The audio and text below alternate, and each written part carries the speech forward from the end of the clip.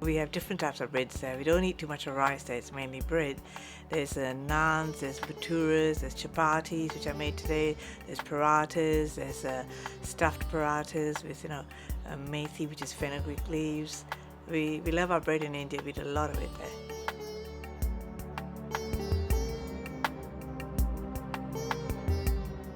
To create authentic Indian chapatis at home, you will only need a few simple ingredients to create your dough base.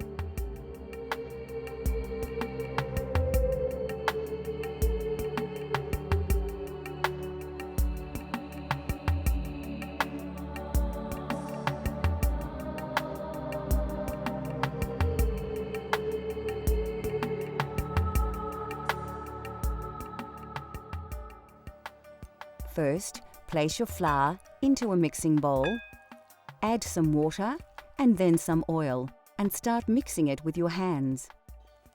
Work the liquid through the flour, forming a dough, and add more water as you go until all the flour is picked up by the dough and it becomes slightly elastic. Make sure you knead the dough well. It should be malleable but not sticky. Then leave it to rest for 20 minutes. Take small pieces of dough and roll them into small balls.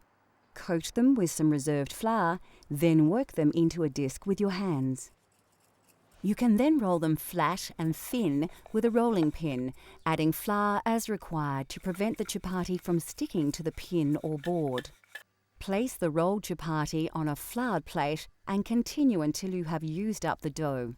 When you have all your chapatis prepared, heat a griddle plate or non-stick frying pan until it's very hot. Don't use any oil though. Start cooking the chapatis on the hot griddle until they puff up. Then turn and cook the other side, pressing lightly around the edges with a folded tea towel. As each one is cooked, wrap in a clean tea towel until all are ready. This prevents them from drying out. To serve, lightly spread with ghee, which is clarified butter. Chapatis are generally served as an accompaniment to curries and vegetables.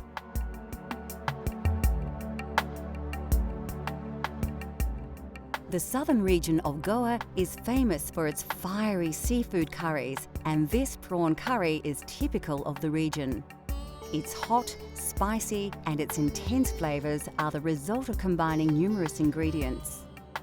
It's not a difficult curry to cook when you've been cooking. It has a lot of ingredients. You have whole spices that you use, and then you use the curry leaves, which are also from South India and Goa and that region. And then you use other spices like curry powders, which we blend ourselves, and turmeric and chili powder and things like that. And then you use ground stuff, grind onions and whatever.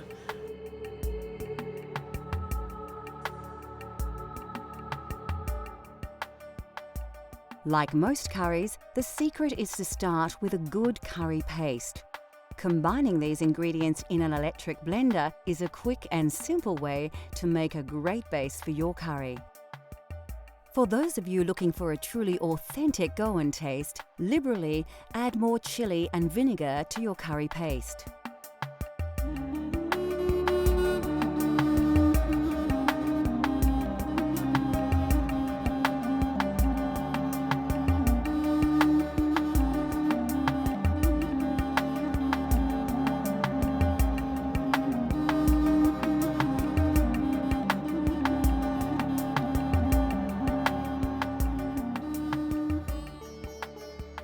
The second stage of this recipe requires a vast array of spices and other ingredients, so it's important to ensure that you prepare everything well before you start cooking. We're using green prawns with their shells intact, but you could use any type of prawn.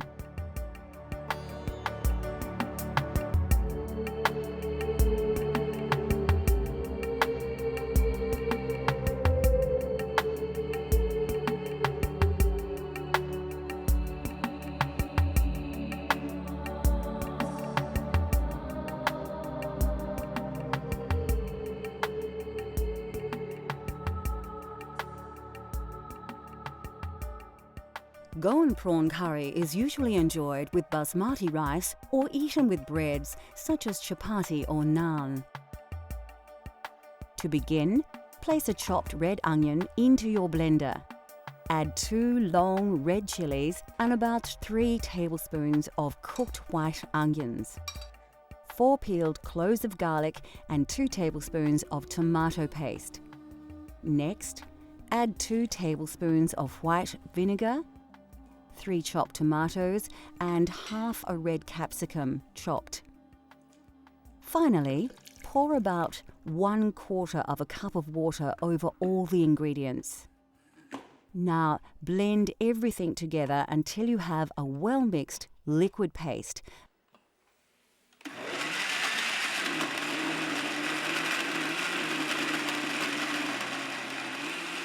And put this to one side until later. To prepare the curry, heat some oil in a pan. Add your star anise, cardamom, cloves, cinnamon stick, fenugreek and mustard seeds to the hot oil. Place a sprig of curry leaves and 2 diced onions into the pan, then stir well. Take some ginger and garlic paste and stir around 2 teaspoons into your curry base. Pour in around half a cup of water and mix well.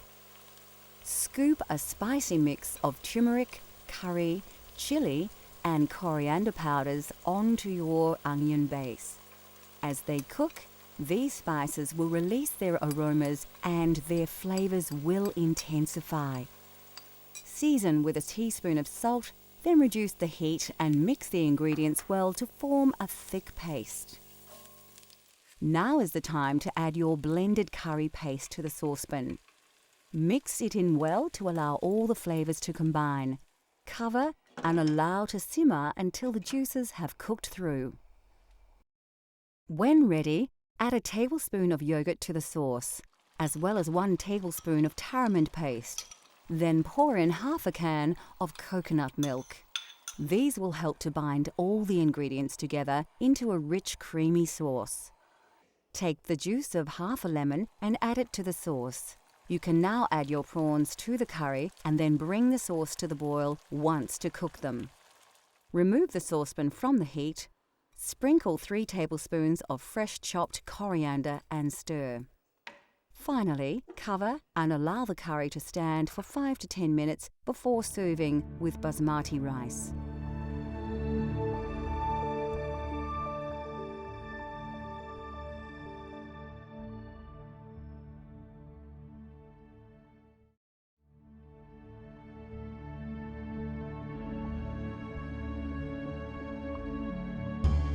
India produces more lentils than any other country in the world.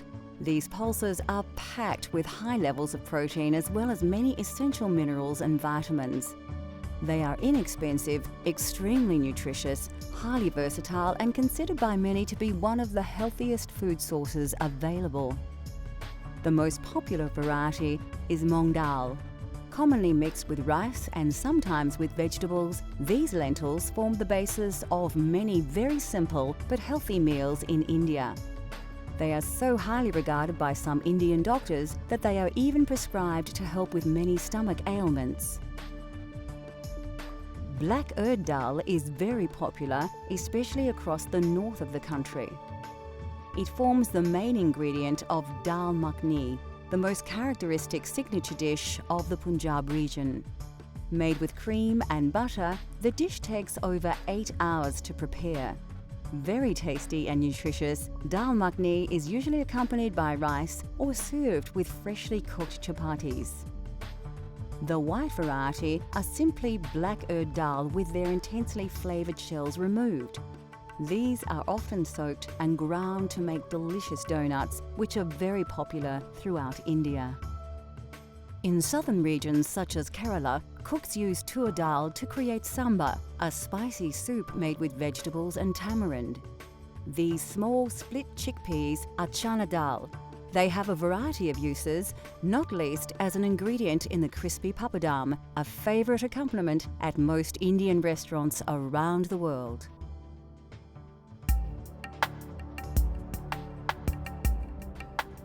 Lentils and beans are indispensable to Indian culture, revered for their pure and gentle digestive qualities.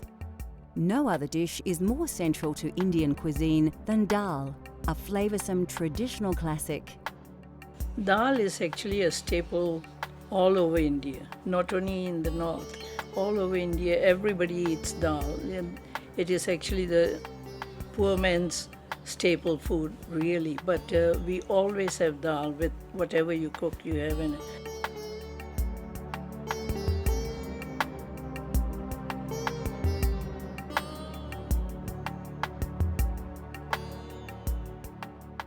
From north to south, dal in all its forms is central to Indian cuisine.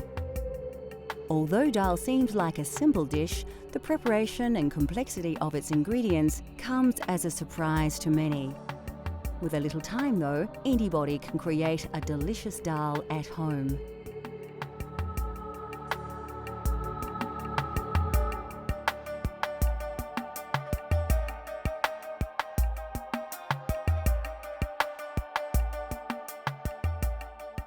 What gives this Punjabi masoor dal its amazing flavour is the traditional spice paste, bursting with a classic combination of spices that produce aromas that will transport your taste buds straight to India.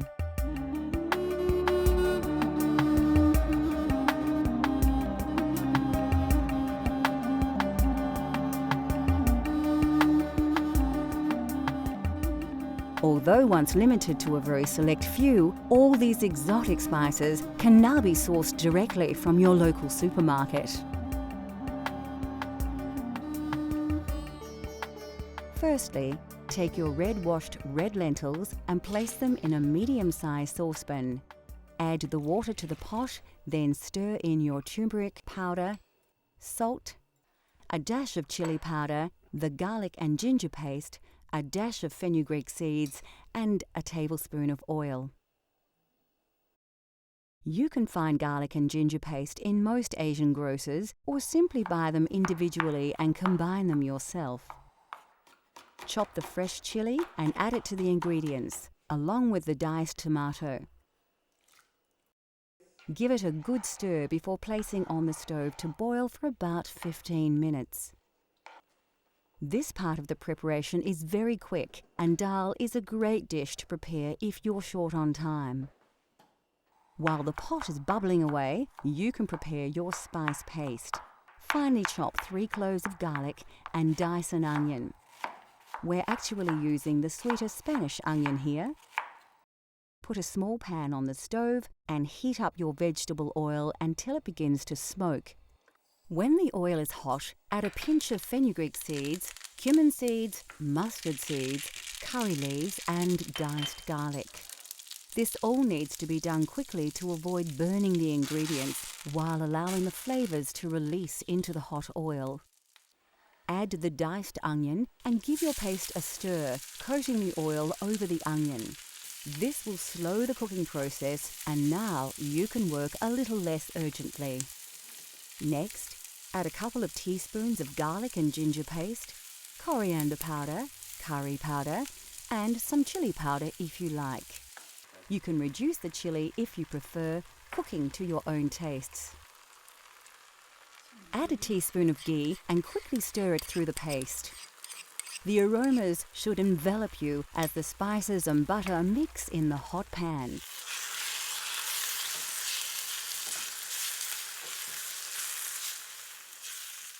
By now, your dal should be cooking nicely, and a large portion of the water will have been absorbed by the lentils. Stir the spice paste into the dal on the stove top and mix in well. Keep it on the heat while stirring to help the flavours combine. Lastly, finely chop some fresh coriander, stalks and all, and add it to the dal. Keep a little aside to use as a garnish when serving. Now you too can prepare a traditional Punjabi masoor dal, a delicious, authentic vegetarian Indian dish, rich in flavours and good for you as well.